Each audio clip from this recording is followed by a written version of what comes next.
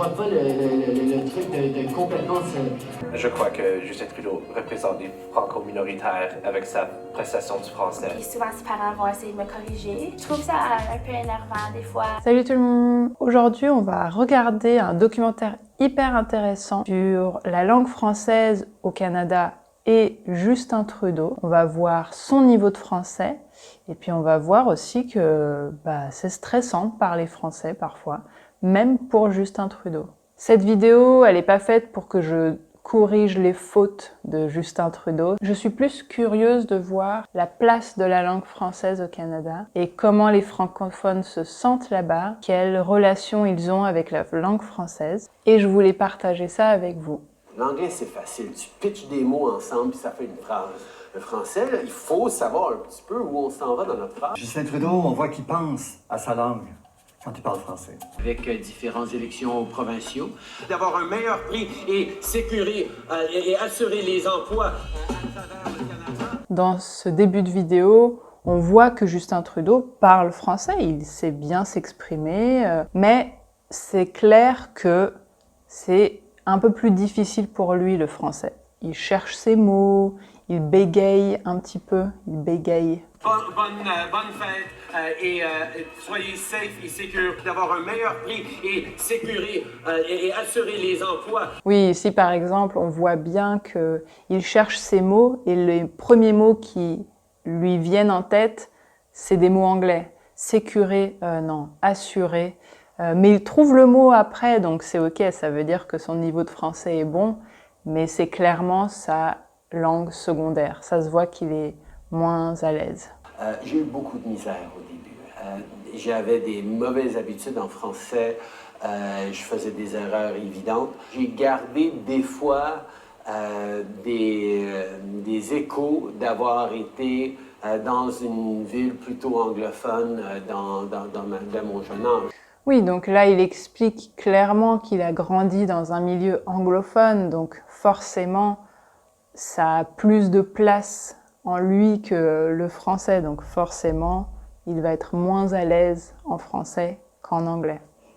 Donc c'est tout à fait logique. Je crois que Justin Trudeau représente des franco-minoritaires avec sa prestation du français. Je m'identifie définitivement avec le français parlé de Justin Trudeau. Je pense qu'il parle un français qui n'est pas prétentieux. Je pense que beaucoup d'entre vous et beaucoup d'étudiants français peuvent se reconnaître dans ce sentiment autour du malaise de parler le français. Ce que je trouve intéressant dans cette vidéo, et ce que j'ai appris, je ne savais pas qu'il y avait un tel malaise chez les francophones au Québec ou ailleurs au Canada avec la langue française. C'est intéressant de voir que des gens se retrouvent et se reconnaissent en lui et se sentent un peu validés dans un certain sens. Moi, je me représente comme francophone, mais la langue auquel c'est plus facile que je m'exprime, c'est en anglais. J'ai un chum québécois, puis souvent ses parents vont essayer de me corriger. Et ça me sépare un peu des autres. Je trouve ça un peu énervant des fois. Et bien des jeunes francophones en milieu minoritaire le disent. Ils sentent que leur français est scruté à la loupe, qu'on entend plus leurs erreurs que celles d'un Québécois, par exemple. Et ça renforce leur malaise. C'est intéressant pour moi d'entendre ça dans cette vidéo. D'entendre que cette expérience du malaise d'être corrigé par des Français ou d'autres francophones existe partout. Il existe au Canada, il existe en France, quand des étrangers apprennent le français et qu'ils sont corrigés par des Français. Je l'entends dans les commentaires, quand vous nous écrivez des messages. Ma mère est croate et elle a eu cette même expérience. C'était difficile pour elle d'être tout le temps corrigée. Ça déprime les gens, ils se sentent jugés, ça les motive pas. Et c'est un sujet très sensible. J'ai souvent dit dans les vidéos, But usually if someone corrects you, it's not to be mean, it's trying to help you improve. Quand un Français corrige une erreur, pour moi, c'est exactement la même chose que quand je vois que quelqu'un a un bout de salade entre les dents. J'aime pas ne rien dire, je vais leur dire parce que je veux pas qu'ils se sentent embarrassés ou qu'ils se retrouvent dans une situation embarrassante. J'ai appris avec le temps que même ça, c'est un peu stressant et puis je demande pas à la personne si elle veut être corrigée ou comment elle se sent si elle est tout le temps corrigée. Donc c'est mieux de demander à la personne. Est-ce que ça te dérange si je te corrige tout le temps ou est-ce que tu veux que je te corrige à chaque fois? J'ai des amis américains ou anglais qui adorent être corrigés tout le temps. Donc ça dépend des tempéraments et des personnalités des gens, c'est clair. Mais on dirait qu'une vaste majorité de gens a cette même expérience du malaise de tout le temps se sentir jugé. Le français est une des langues les plus normatives dans le monde, c'est-à-dire une langue où les gens, les Français en particulier, sont obsédés par la correction de la langue. Ils vont te corriger.